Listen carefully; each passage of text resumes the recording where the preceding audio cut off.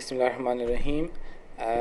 We are back with our latest podcast after a long time, and today's topic for the podcast will be the importance of BIM softwares for architecture students. Because as we all know that most of the students are keep deprived of these important skills in university and during the academics period, which will result in a fact that when they get into the field, they are usually unable to produce the quality products, which also results in that they are unable to find good jobs after their graduation. So today we will talk about these topics, and we'll explore that what could be done to achieve a good process in which there will be skill set taught during the academic period, and that will result in good, better opportunities in finding internship and job opportunities. Our guest today is architect Umer Zeeshan Khan, who is working at our office as head of a residential design team lead. So welcome for today's podcast. Thank you, architect Adan Mangal, for having me. It's been a pleasure. So what are the importance of architecture softwares, or especially BIM software for students during their academic period? BIM plays a vital role in the importance for architecture students as well as architects. So first of all, for our audience, I would like you to explain the importance of BIM. So first of all, we will just explain what is BIM. Then we will continue our podcast. BIM is basically information building, information modeling. We need two things for this. One is modeling and one is information. The I in BIM is basically stands for information, and that information is integrated into modeling. For example, we design doors, we design windows, we design components, all those things. If these walls or any other building envelope, we put data or information into that component. For example, there is a door, and while using BIM, we have all the information of that door.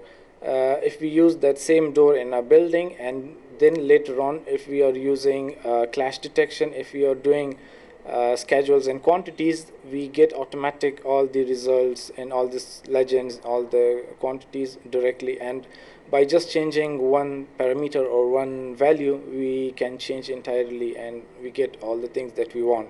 So basically BIM, what BIM do is it creates a very smooth transition, and it makes our architecture very like we can quickly make models using BIM. Okay, as we know that adopting BIM in our own office at 𝗗𝗲𝘂𝗿 has equipped us with making quick design decisions with client. For example, we discussed the first design requirement with client, and we discussed the first proposal with him. The way the things that he changes, we can quickly modify that during this very short period of time. So adopting BIM in our own office has given us a very great advantage in terms of time and quality both, because BIM also gives us a lot more than just 2D drawings for the presentation purposes as well. So what do you think that adopting software, especially BIM, help us in our daily life? Advantages? For architecture students, BIM plays a very vital role in the translation of architectural language to in live projects as well as in freelance projects. BIM has the ability to create building structures like walls, doors, windows, roofs, etc. In Autodesk Revit, as RH360 is licensed and has the license of Autodesk Revit, which is a software used for translation of BIM. Let's discuss some examples of like how adopting BIM or architecture softwares help in our daily life. For example, we can say that if a student who is unable to use a software comes for an interview and joining for even for internship or for a full-time job, if he doesn't know how to use the software, how can an architecture firm be able to hire him? Because he doesn't know the basics of any architecture software. Similarly, during the same period when he is studying, if he doesn't know how to use software, he cannot translate his ideas into reality, because by just sketching and by just hand drawn sketches, he is not able to properly communicate or translate his ideas into page or into translation. So can you share some examples as well? First, the client comes and he submits the requirements for the project. So we work on the project requirements, we do sketching, we go to the site, we do site analysis, and after that the importance of BIM comes. In building information modeling, we mainly use Autodesk Revit. So it is essentially important for the use of BIM in translation of that design. It major thing in that is it save our time, a lot of time it's saved. If we do that project by any other means, it will take a lot of time, because after the project is being completed, the client requires many changes in the project. So the changes which are done are very less time taking. Autodesk Revit and SketchUp are also being used now in the market and all over Pakistan, but we mainly use Autodesk Revit. The main reason for that is it gives us a building analysis, light analysis, energy efficiency analysis, and it saves our time. As I said before, it has this element of clash detection. As I said before, that Revit is error free. If we are creating a model in SketchUp and I delete a door or I delete some element, so it would not be changed in the plans or in the elevations, etc., or it won't give us clash detection. In Autodesk Revit, if I delete something or if I change something, it's changed in the section, it's changed in the plans, it's changed in the elevations, it's changed in the isometric view, which is very beneficial and which saves a lot of time for the client and for us.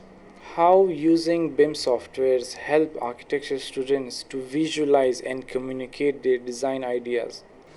BIM helps architectures and architectural students visualizing and translating their architectural designs. This plays a very major role.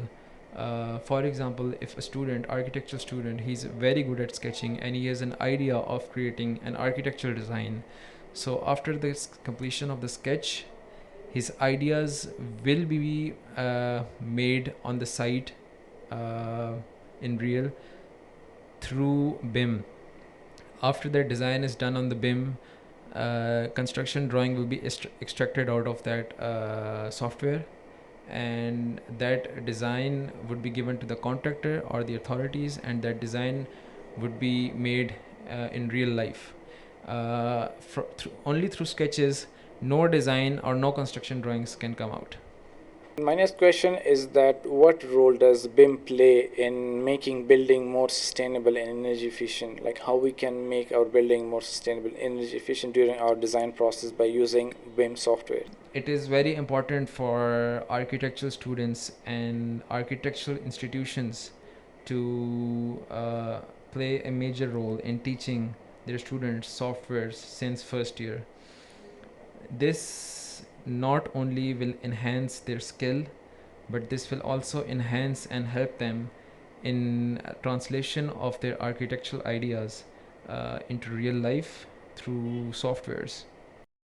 So my next question is that what are the challenges and barriers architecture students face while learning BIM softwares? The main challenges which architectural students face while they want to learn softwares but are forced not to are basically teachers. They do not want the young generation or the students which are the young generation learn softwares. So their design ideas, their architectural translation ideas, they get dull. They cannot go any further because they want to translate that design, they want to give that design a life, but they are not allowed to use softwares. They are only allowed for sketching, for physical modeling, which takes a lot of time, a lot of efforts, and which is really hectic.